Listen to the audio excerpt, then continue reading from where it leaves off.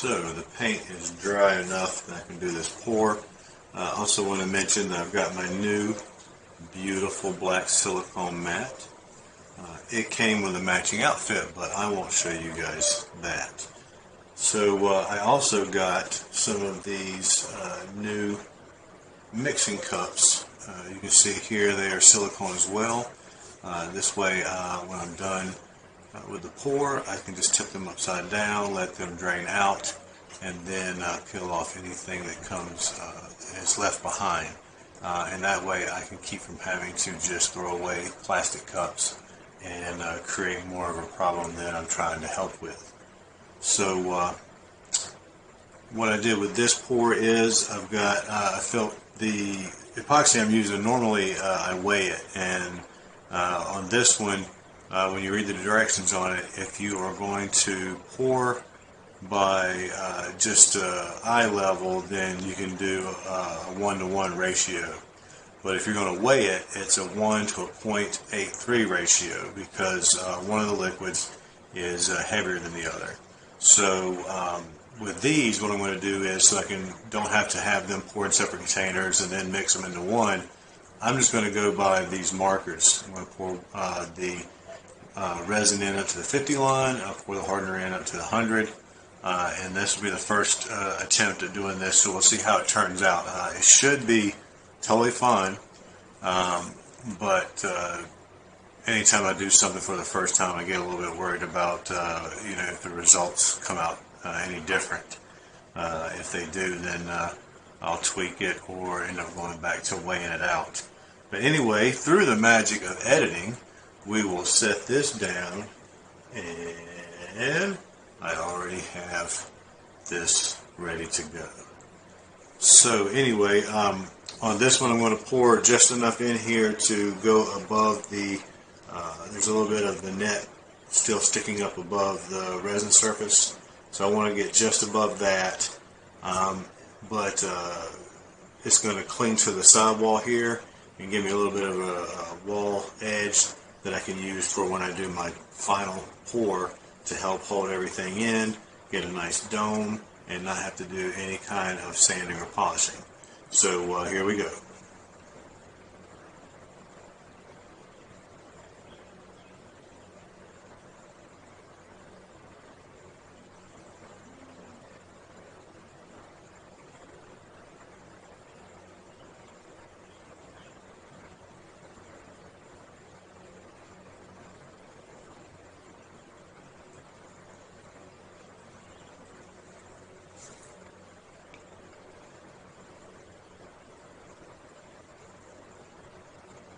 Just making sure it gets in the corners, and then we'll let it sit for a second. I think I'm going to pour some more because this part's still sticking over.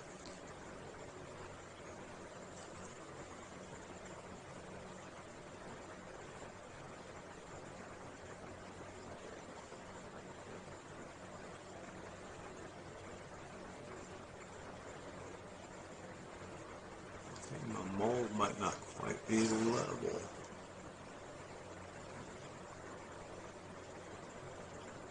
The table is usually fairly level, but this mat may have I don't know if the wrinkle that we cause it. That looks a little better there since I slid it over. Alright, let's get some air bubbles out of it.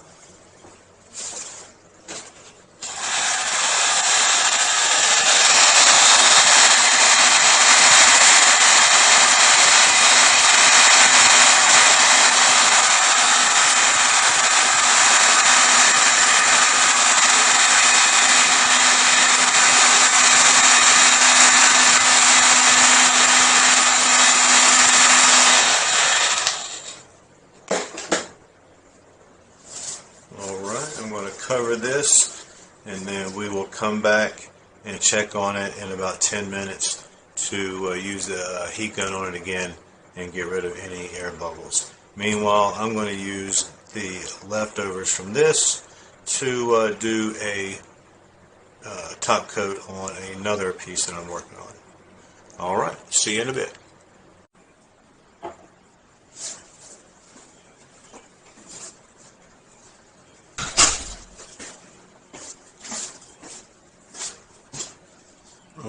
So I pulled it out of the mold. It's had well over 72 hours to finish curing, so I don't want this to be, sometimes it's dry to the touch, you can pull it out and everything and not having much problem with it, but if you sand it or anything, you start to realize that it's not 100% cured. What I'm doing is I'm ready to pour the final top coat, and there's a little bit of a lip on the edge I'm going to use to my advantage, so when I do the doming process I can just pour it on there, it'll hit those edges, then it will kind of dome up a little bit here, and I'm just going to pour just enough so it's not pouring over the edges, but I want these edges to be fairly level, or at least even with each other. As you can see, there's a couple of jagged areas, so what I'm doing now is I'm just going to buff those off. Again, if you're going to be dry sanding epoxy, have ventilation, have a mask on. Alright, I'm not going to overdo this. Just basically wanting to try to get any large burrs off and try to get at least an even edge.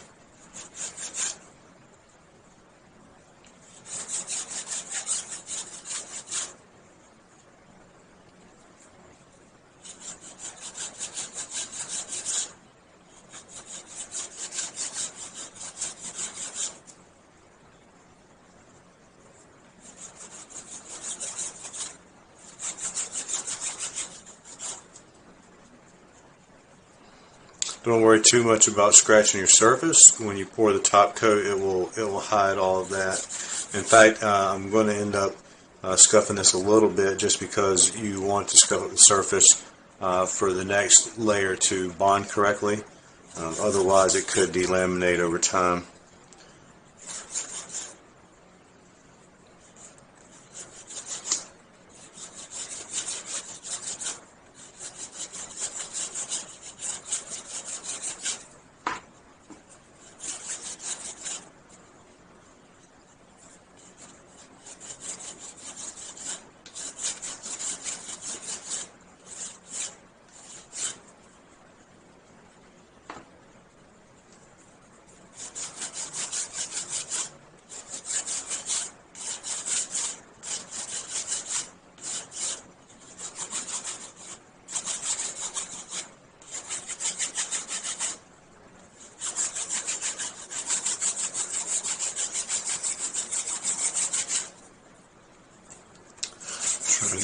I'm trying to get all four sides close to the same height.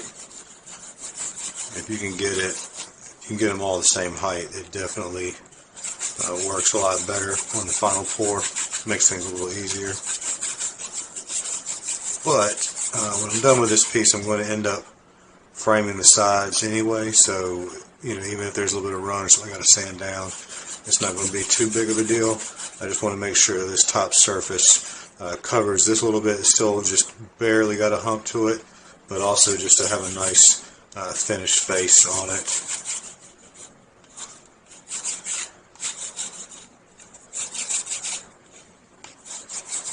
I'm not pressing real hard because these boards will bend, so you don't want to press down and get and think that you're getting a nice even sand when you're possibly contorting the shape of the emery board.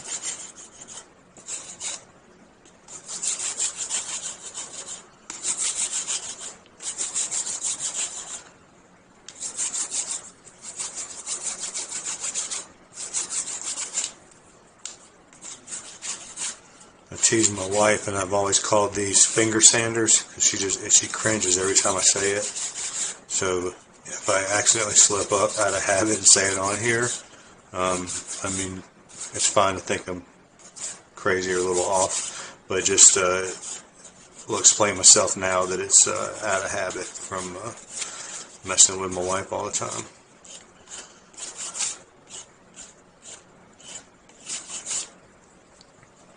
Alright, now I'm going to grab me just a little bit of sandpaper, and I'm just going to dampen it. I'm just going to scuff this surface for so it can be prepped for the next coat.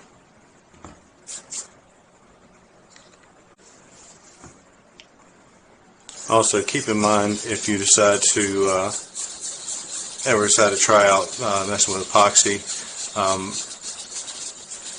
especially when dry sanding, the dust is going to get, like I'm trying to catch in this bucket, but you know, it's on this emery board. Some of the dust is going to get on the table. It's going to get on my hands. Keep that in mind, that when you're done doing this, you want to make sure to wash your hands. Especially if you have kids around, you probably don't want to have them in the shop you're working in when you're doing this, because the dust from this stuff is not good for you. And so you don't want to have them or your pets breathing in this stuff. So just keep that in mind. If you start messing with epoxy, you want to have a plan for cleaning up after you're done.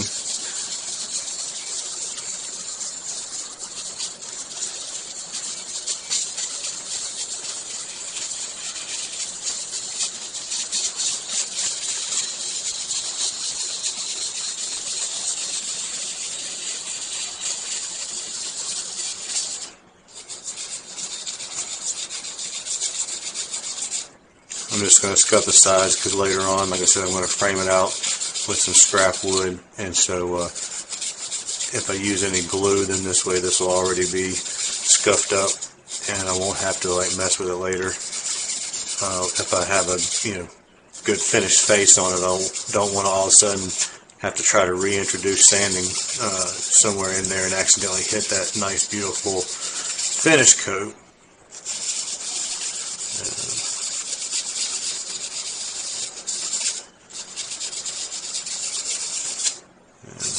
That is definitely coming from experience.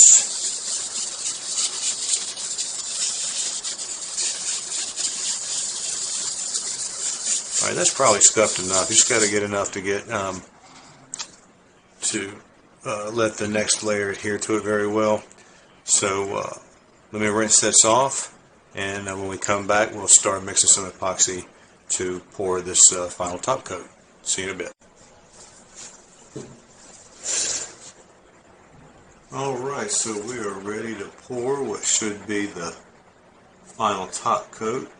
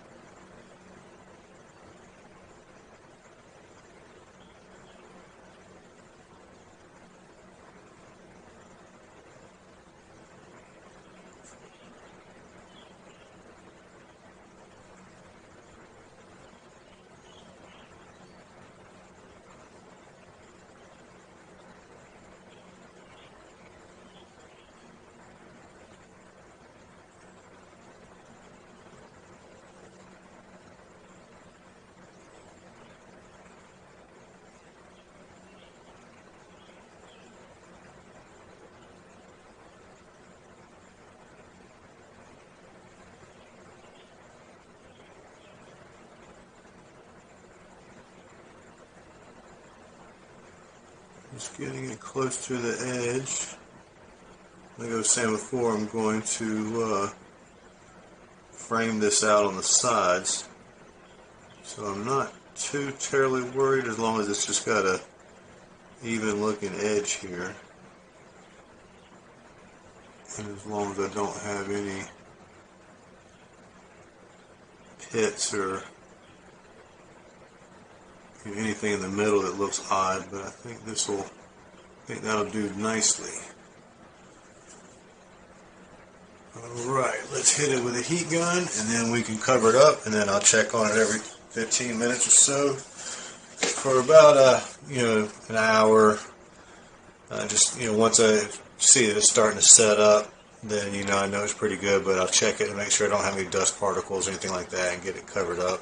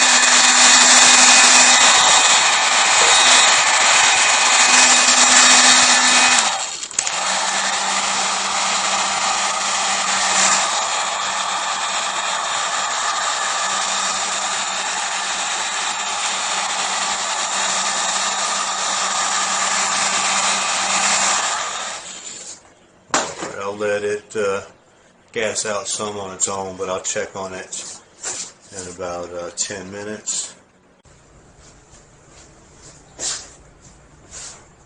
Alright, so this piece is complete, other than I just got to sand a couple runs on the sides, but for this next part, what I'm decided to do is I'm going to frame this out with some of the scrap wood. If anybody follows me on Instagram, I had posted a picture of this. It's a kid's toy log cabin kit. It's basically a dollhouse for boys, I guess, but it's an old product. It came with a VHS tape on how to put this thing together. But it's full of this wood here, and somebody I knew was just going to throw it away, and I was like, well, I'm not going to put it together, but I'll use the wood. So I'm going to repurpose the wood. I've got these pieces here that are perfect. They come like this. There's a little bit of a detail edge on one side. I don't know if you can see it there. Maybe I can get the light to hit it right. There's a detail edge. That's going to be on the outer facing edge, and it's about the perfect width. So I've already labeled this one B for bottom, and just to give you an idea, I'm going to do each side individual just in case there's any discrepancy, and I'll show you how I'm going to do that here. I've already got my one that I cut for the bottom, and the guy I used to work with had found these at a woodworking shop, and they're normally used for cutting like shoe molding and small pieces of trim for flooring, but it comes in perfect for this. It's got different angle markers on there, but we're just going to be going with 45, so it'll ride right along the rail there, and I should cut it no problem. So we're going to do the right side. We want to make sure we have that detail edge facing up.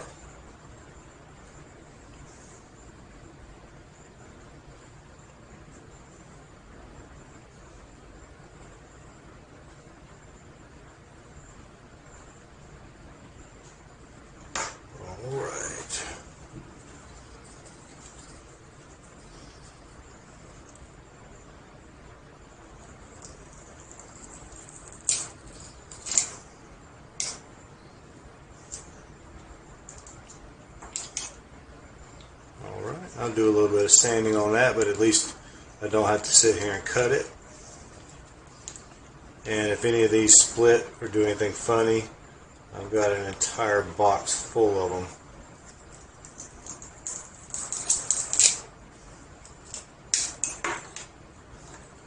Alright, hold this up here. Alright. That might be a hair short. Let me see.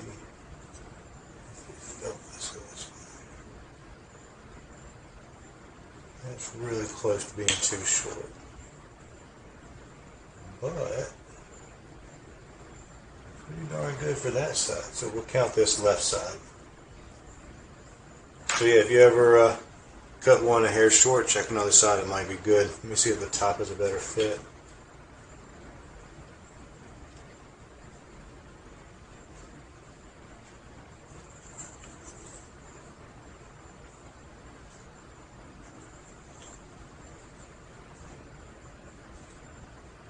I think the top is a better fit, so we'll just turn this into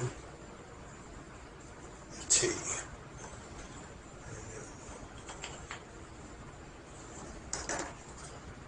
Alright, detail edge up.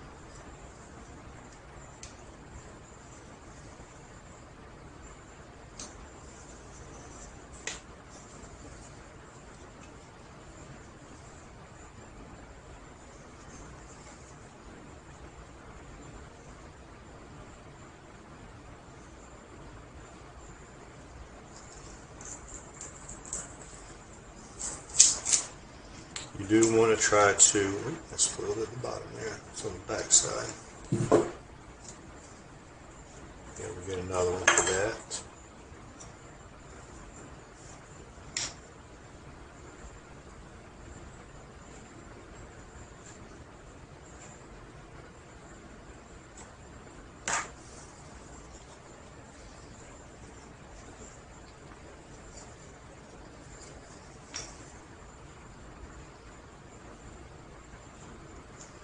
You want to make sure you try to hold it as straight as possible.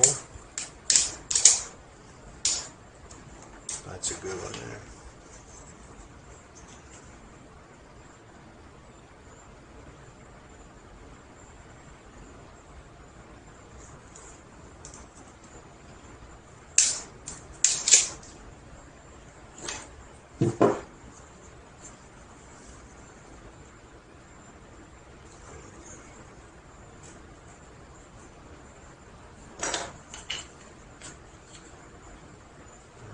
That'll be nice.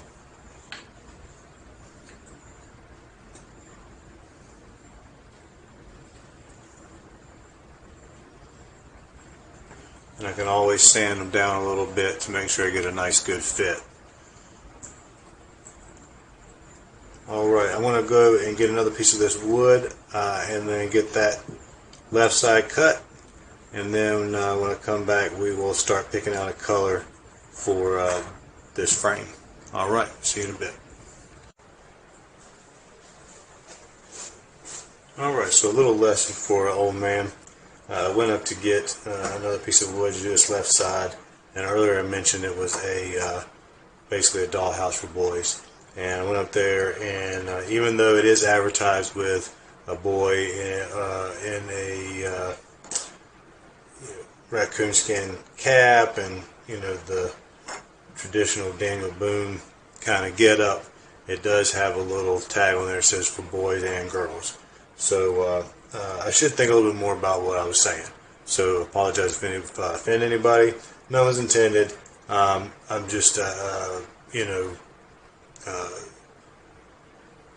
just speaking off the top of my head when I was filming it, and that's all that was. So again, apologize if I offend anybody, but it is advertised for boys and girls. But anyway, it's a log cabin dollhouse is what it is. So anyway, here we go. Let's get this left side cut.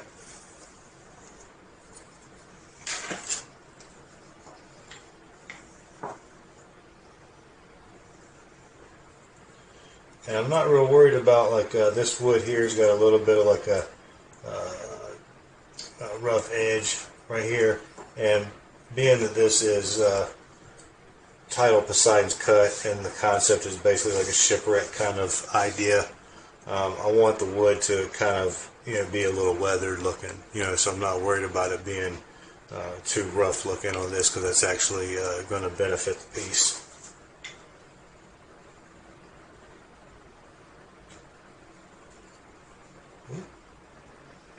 Doesn't do good to move it.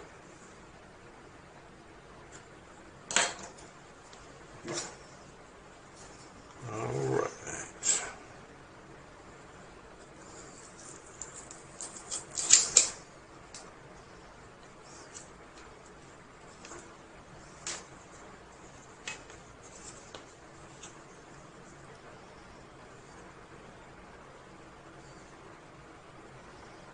I'll try to see if I can get a link for, if I can find these online somewhere, because you can't get this tool at at Lowe's or Home Depot, or at least they used to not carry it. They may have started recently, but it's usually something you'll find at a flooring tool supply shop. So, but I'll see if I can find a name and maybe a link or something I can put in the description if anybody wants to pick them up. They come in handy for stuff like this. And I want to say, back when I bought this pair, it ran me like $20 to $25, I believe. So I've had them for about probably going on 5 years, so give or take some inflation.